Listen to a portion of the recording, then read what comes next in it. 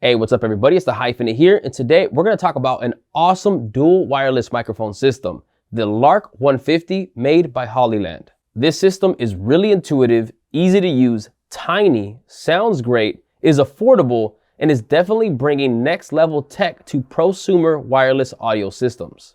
Like I said, this is a dual microphone system, so it comes with one receiver and two transmitters that go to that one receiver, so you're able to mic up two different people. Or if you'd like I'm doing right now, you can just use one transmitter. So let me first show you what comes in this package, and then I'll show you how simple it is to use. With this set, you'll get the following: two transmitters, one receiver, charging storage case, two lav mics with 4 windscreens, two dead cat windscreens for use on the transmitters, a 3.5mm TRS cable, USB Type A to Type C charging cable, and a storage bag. So here are some key features of the Lark 150. The latency is less than 5 milliseconds, which is great. It has 3 different modes: mono, stereo, and safety. And I'll explain more about those 3 modes in a bit. The transmitters have an anti-vibration design and smart noise cancellation. The Lark 150 operates in a 2.4 gigahertz range and does really well with frequency hopping to make sure that your connection stays solid even in busy environments. The range goes up to 328 feet or 100 meters. Goes pretty far. All right, so now we're gonna do a test on the range and the connection quality when you are in line of sight as well as when you are not. So I'm gonna turn around and we're gonna see when it starts to get choppy. So usually when you're a little closer, you have more leeway when you turn around. So right now it should not really be cutting off, but I'm not sure. I'm gonna have to hear this when I actually get back to editing. But let's start moving away. And here we are in a pretty busy environment. There are houses, there are cars passing by, stuff like that. So let's see how this goes. I'm gonna go sideways now. I have the transmitter here on my hip area. So right now there should be some pretty clear line of sight, but if I turn this way now the transmitter should be pretty hidden. So right now I would say I'm roughly a little bit over 100 feet or so. And let me actually go more this way. I don't even know if you can see me from here, but now I'm behind this metal box. Let's see how this goes. All right, now I'm gonna go towards a busy street over here.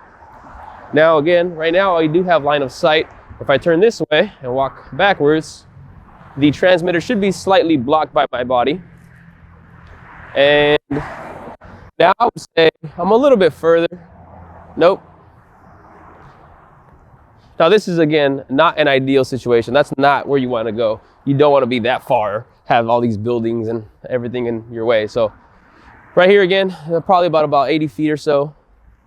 And I am speaking words, saying sentences, and different things for you to hear how this sounds when it comes to the connection at distance and movement.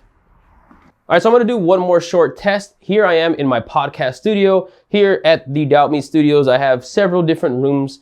So I have not only walls in the way when I go through them, but also a lot of different equipment in each different room. So let's see how it holds up with walls and things of that nature. So now I'm in one room. Now I'm moving over to the furthest room.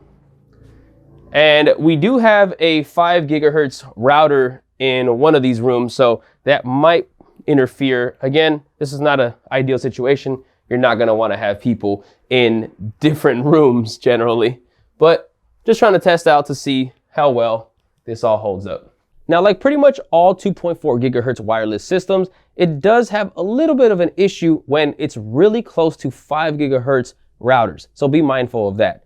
Also, if you don't maintain line of sight between the transmitter and the receiver, it can get a little choppy or cut off. So if you have the transmitter on the back pocket, or if you turn around, then it might have a little bit of issue.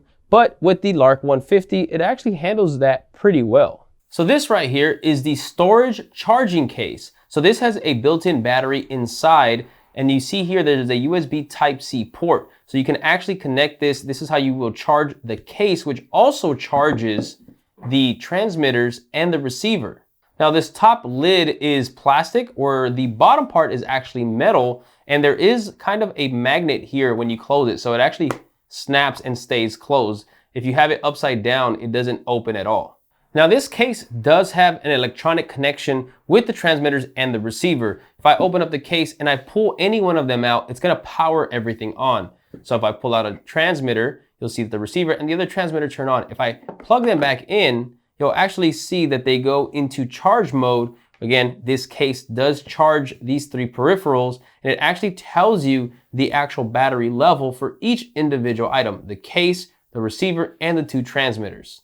Now, after about 30 seconds, if everything is plugged in here, it'll actually turn off, and now the lights will go out. Now here you see a green light letting you know that everything is fully charged. If they were not charged, it would actually be yellow, and the case would actually charge the items that need to be charged. Now, it's gonna turn off in a bit because everything's fully charged. Now we can store it, but we're gonna take everything out, and I'm gonna show you guys how it all works and the features of each individual peripheral. All right, so let's talk about each transmitter first. These transmitters are so tiny, they're awesome. The clip can easily be put on a belt, but also is fit to actually go straight into a cold shoe on your camera. So you can easily mount it on without any additional accessories.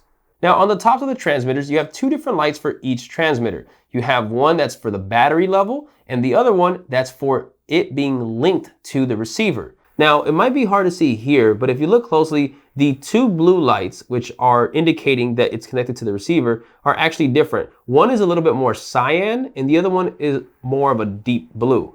Now, if you look at the receiver, you'll see that the two different colors are at the top of each knob, allowing you to be able to adjust the gain knob for the transmitter that you want, either the cyan or the deep blue. Now these are the gain knobs for each transmitter that can be adjusted from negative 10 dB to plus 10 dB. And if you press the button in once, it'll mute that transmitter. Now again, like I said earlier, this receiver does have three modes. You have mono mode, which puts the input from each transmitter to both the left and right channels. So with one transmitter on, you'll get the same audio on the left and the right channels. Now if you have both transmitters on in mono mode, both of them will each go to the left and right channels.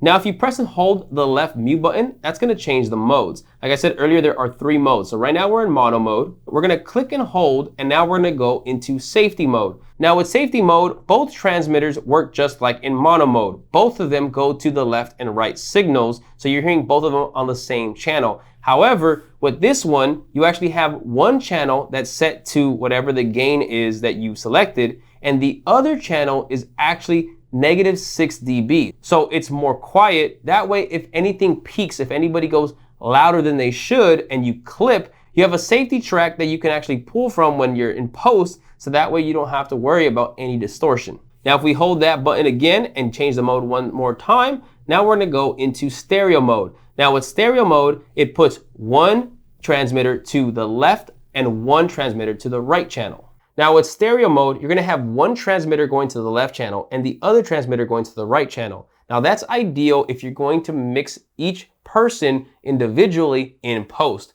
Now you're not gonna wanna output one person's voice on the left channel and one on the right channel. You're gonna end up wanting to turn those two into mono tracks, so that way they both go left and right in post, but this allows you to be able to mix and adjust anything for each individual person, so that way you can mix them individually if case one's louder, one's lower, etc. Now you're able to have more flexibility. Personally, whenever I'm doing any professional work, I always record in the stereo mode. Now, when you hold the right mute button, when you're in stereo mode, it's actually gonna swap the positions of the transmitter on the channels. So for example, right now, this transmitter is correlating to this channel, which is the left.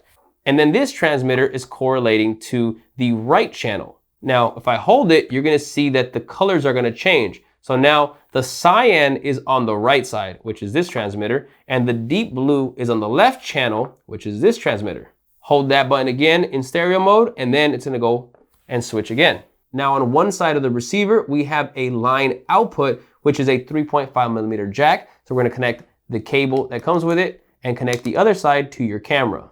Now on the other side of the receiver, we have a headphone output. So if your camera does not have a headphone jack, this is ideal to allow you to monitor your audio. There's also a power button. If you want to manually turn this off, just hold that power button and it'll shut off the receiver. At the bottom, you see this little connection point here. Each of the peripherals has that, so that way you can actually connect this to the charging storage case, and this is what allows the peripherals to charge within the charging case. Now, each transmitter has a built-in high sensibility omnidirectional mic. So if you don't want to use lavalier mics, or if you don't have any on you, you can actually record audio just with this directly. Now, personally, I'm not a fan of recording with this because this thing, even though it's so tiny, it's too big to actually put on someone's shirt. So I always use the lav mic connected into the mic jack. Now, on one side of each transmitter, you also have a mute button. Tap on that and it mutes this audio signal to the receiver. Again, you could also mute from the receiver itself. Now, the included lavalier mics work pretty well with these transmitters, and they do have a pretty decent quality. However, if you want to step your game up even more, you can actually get more high-end, expensive lavalier mics and connect that easily with the 3.5mm jack. The receiver will last up to 7.5 hours fully charged, and the transmitters will last up to about 4.5 hours. Now again, the charging case also has an internal battery so that if you need to charge any of the peripherals and you don't have any external power, if your charging case is fully charged, it'll charge these when they're in there without the external power connected to the case. Now when it comes to the build quality, this is a very well constructed system. Its lightweight plastic transmitters and receiver allow it to really be put pretty much anywhere. All the buttons and knobs are very tactile. The large gain knob clicks when turned.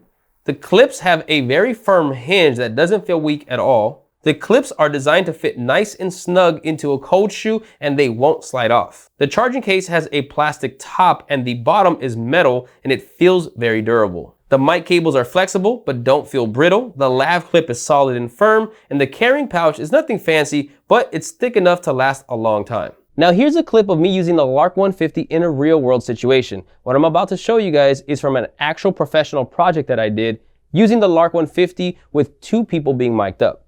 Yo, what's poppin'? It's the Hyphenate. I'm here at the barracks and I'm super hyped to announce that. Man, that was nice. How's it going, man? What's up? How's it going, man? What's up? Good, good. Just trying to film this video real quick. Oh, you're filming right now? Yeah, it's right here. You trying to like play video games or something or what? I mean, I'm definitely down to play video games, but like soon. Like now soon? I mean, I was just about to announce that I just finished building the ultimate gaming and podcast studio here at the barracks. So, I mean, we could play soon. Well, like, can I go check it out? Like right now? I mean, yeah, I mean, I'll show you now, I guess. Let's go. Sick. Well, you said now, let's go. There's so much to love about the Lark 150. I've really enjoyed using it. And one of the best parts is the price. It's only $330 US, which is super affordable and pretty much blows out the competition. I highly recommend this dual wireless mic system. It's now gonna be my go-to for audio. If you guys are interested in getting the Lark 150, I do have links in the description where you can purchase it from either B&H Photo or Amazon. It doesn't change the price that you get it at, but it does help this channel. Please make sure to drop a like on this video, drop a comment below if you have any questions, and please make sure to subscribe. I have a lot more videos coming soon. I'll catch you guys on the next one. Peace.